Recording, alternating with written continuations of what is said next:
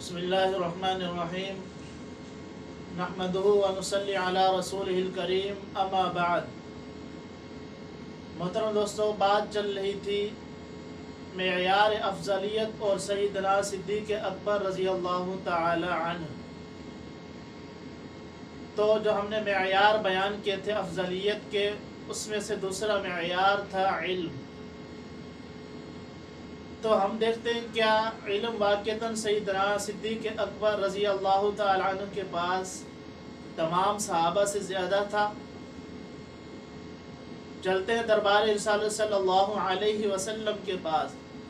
دربار رسالت میں جب ہم جاتے ہیں تو نبی کریم صلی اللہ علیہ وسلم سے پوچھتے ہیں کیا واقعتاً حضرت ابو بکر صدیق رضی اللہ تعالی عنہ علم میں تمام صحابہ سے افضلیت اور فوقیت رکھتے تھے؟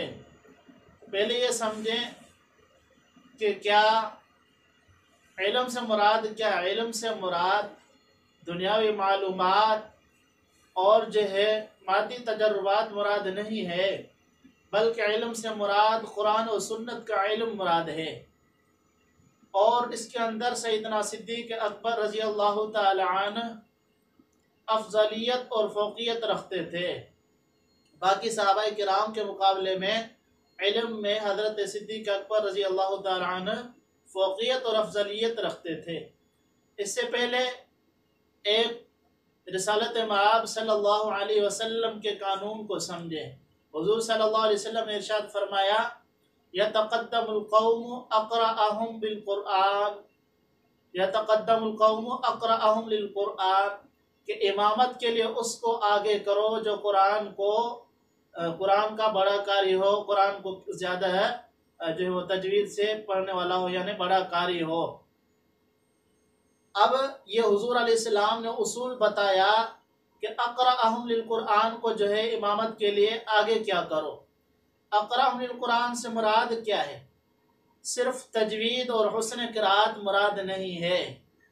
اگر صرف تجوید اور حسن قرأت مراد ہوتی تو پھر حضور صلی اللہ علیہ وسلم امامت کے لیے حضرت سیدنا ابی بن کعب رضی اللہ تعالیٰ عنہ کو آگے کرتے، کیونکہ حضرت ابی بن کعب رضی اللہ تعالیٰ عنہ حسن قرأت میں تمام صحابہ سے زیادہ تھے۔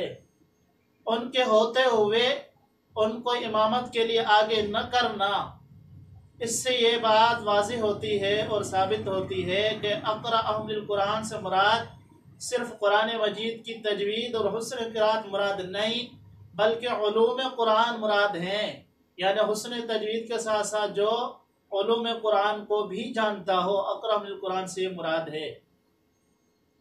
اس لیے کہ اگر ہم صرف اقرأہم للقرآن سے مراد قرآن مجید کی تجوید اور حسن قرأت مراد لیں تو آگے جو دوسرا جو ہے درجہ امامت کا آ رہا ہے، جس کے بعد حضور نے فرمایا کہ اگر اقرأہم للقرآن نہیں ہو تو پھر اعلمہم بالسنت کو امام بناؤ۔ تو دیکھیں، اگر ہم علم بالسنت کا تو لحاظ رکھیں، پہلے سے اگر ہم مراد لیں صرف قرآن کی تجوید اور حسن قرأت، تو پھر یہ لازم آئے گا کہ بھائی علم بالسنت کا تو لحاظ رکھا جا رہا ہے اور علوم قرآن کو چھوڑا جا رہا ہے، جو کہ صحیح نہیں ہے۔ اس لیے اقرأہم للقرآن سے مراد بھی علوم قرآن مراد لے جائیں گے، یعنی جو علوم قرآن کو زیادہ جانتا ہو۔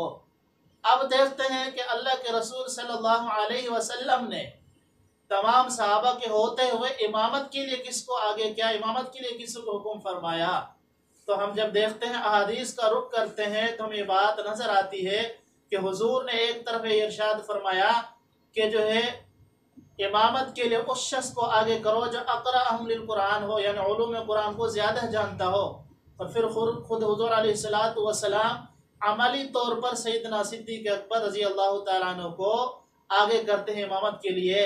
تو حضور کا یہ عمل بتا رہا ہے کہ صدیق اکبر جو ہے وہ علوم کے اندر، علوم القرآن و سنت کے اندر تمام صحابہ سے زیادہ تھے۔ اس لیے تمام صحابہ کے ہوتے ہوئے حضور کے اپنے جو ہے ارشاد جو تھا کہ بھئی امامت کے لیے اس کو آگے کر جو علوم قرآن کو زیادہ جانتا ہو، پھر خود حضور عملی طور پر صدیق اکبر رضی اللہ تعالیٰ عنہ کو آگے کرتے ہیں۔ معلوم ہوا کہ حضور نے عملی طور پر بتا دیا کہ جو میرے جو ہے صحابہ میں سب سے زیادہ جو علوم القرآن و سنت کو جاننے والا ہے وہ ابو بکر صدیق ہے۔ بخاری شریف کی روایت ہے، نبی کریم صلی اللہ علیہ وسلم نے حضرت ابو بکر کو حکم کیا، امر رسول اللہ صلی اللہ علیہ وسلم ابا بکر، حضور علیہ السلام نے حضرت ابو بکر کو حکم کیا، فلیصلی بالناس، تاکہ لوگوں کو نماز پڑھائیں۔ تو حضرت ابو بکر صدیق رضی اللہ تعالی عنہ نے لوگوں کو نماز پڑھائی۔ تو دیکھیں حضور صلی اللہ علیہ وسلم نے حضرت ابو بکر کو حکم کیا تمام صحابہ کے ہوتے ہوئے نماز کے لیے، امامت کے لیے، پھر حضرت ابو بکر رضی اللہ تعالیٰ عنہ نے لوگوں کو نماز پڑھائی۔ یہ بخاری شریف کی روایت ہے، اور یہ تو بات اہل سنت کتب کی، ایسے ہی اہل تشیع کتب کے اندر بھی یہ بات موجود ہے کہ حضرت ابو بکر کو حضور علیہ السلام نے نماز کے لیے حکم فرمایا۔ درہ نجفیہ صفحہ نمبر 225، یہ شرح نہج البلاغہ کی ہے۔ درہ نجفیہ شرح نہج البلاغہ صفحہ نمبر 225 پر یہ بات موجود ہے کہ امر نبی صلی اللہ علیہ وسلم، حضرت حضور صلی اللہ علیہ وسلم نے حکم دیا ابا بکر، ابو بکر کو حکم دیا، اذا اشتد المرض، جب حضور کا مرض زیادہ ہو گیا، امر رسول اللہ صلی اللہ علیہ وسلم ابا بکر، حضور علیہ السلام نے ابو بکر کو حکم کیا، فلیصلی بالناس، تاکہ لوگوں کو نماز پڑھائیں۔ تو یہ خود جو ہے درہ نجفیہ کے اندر جو ہے بات موجود ہے، صفحہ نمبر 225 پر۔ معلوم ہوا کہ اہل سنت اور اہل تشیع دونوں کتب کے اندر یہ بات موجود ہے کہ امامت کے لیے حضور نے جو ہے آگے وہ حضرت صدیق اکبر کو کیا۔ معلوم ہوا کہ تمام صحابہ میں علم کے اعتبار سے بھی سیدنا صدیق اکبر رضی اللہ تعالی عنہ افضلیت اور فوقیت رکھتے تھے۔ تیسرا معیار جو ہے افضلیت اور فوقیت کا، وہ تھا انفاق فی سبیل اللہ، اللہ کی راہ میں خرچ کرنا۔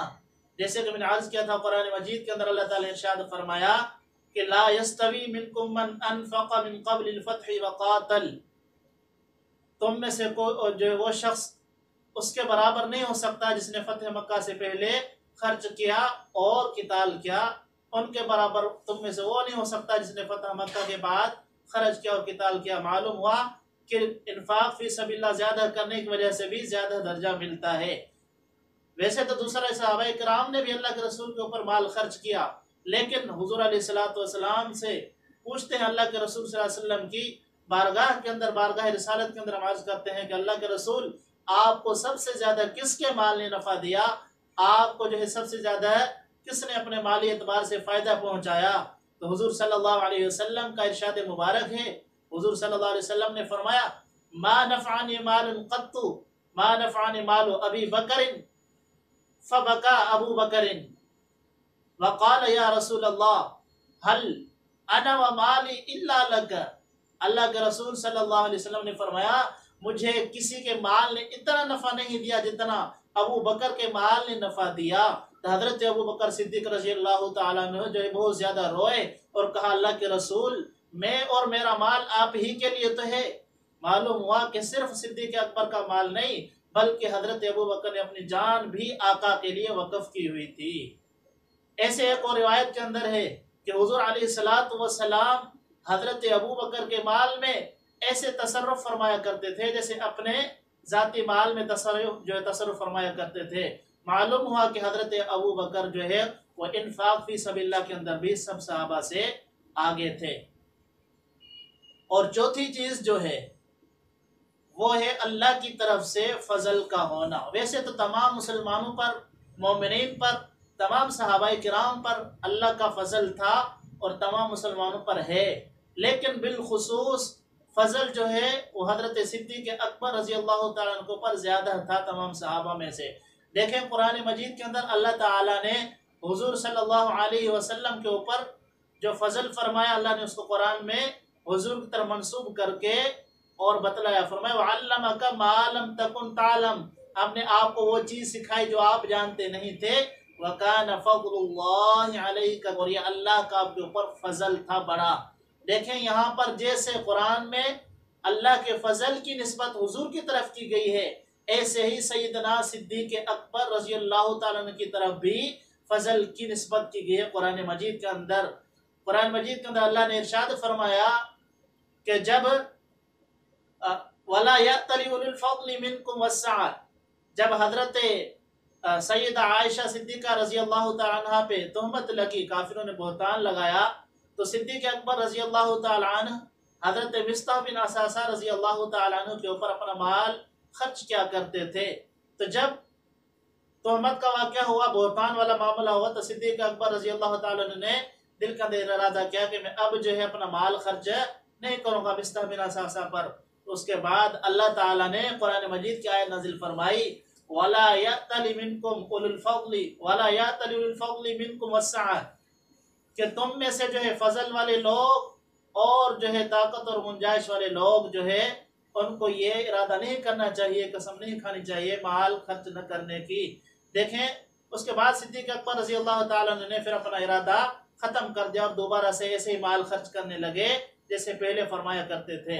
تو دیکھیں یہاں پر اصل بات یہ ہے کہ اولو الفضل منکم، اس بات پر مفسرین کا اجماع ہے کہ وَلَا يَأْتَلِ اولو الفضل، اولو الفضل سے مراد یعنی وہ شخصیت جس کی طرف فضل کی نسبت ہے وہ سیدنا صدیق اکبر رضی اللہ تعالیٰ عنہ ہے۔ تو دیکھیں جیسے بالخصوص حضور کی طرف فضل کی نسبت کی گئی ہے، ایسے ہی حضرت ابو بکر کی طرف اللہ کے فضل کی نسبت کی گئی ہے۔ ویسے تو تمام صحابہ کے اوپر فضل تھا، لیکن بالخصوص صدیق اکبر کے اوپر اللہ کا فضل تھا۔ تو محترم دوستو، یہ وہ تھے معیار افضلیت، یعنی جن کی بنیاد پر صدیق اکبر رضی اللہ تعالیٰ تمام صحابہ میں سے بہتر ہیں، اور باقی صحابہ کرام بھی ہمارے لیے جو ہے قابل احترام ہے، جیسے کہ صدیق اکبر رضی اللہ تعالیٰ قابل احترام ہے، ایسے باقی صحابہ بھی قابل احترام ہے۔ لیکن صدیق اکبر کو اللہ نے جو ایک مقام دیا ہے وہ تمام صحابہ سے افضل اور فوقیت والا ہے۔ اللہ تعالیٰ سے دعا ہے کہ اللہ تعالیٰ ہمیں صدیق اکبر رضی اللہ عنہ کے ساتھ ساتھ تمام صحابہ کرام و اہل بیت عظام کا احترام اور ان کا دفاع کرنے کی توفیق عطا فرمائے۔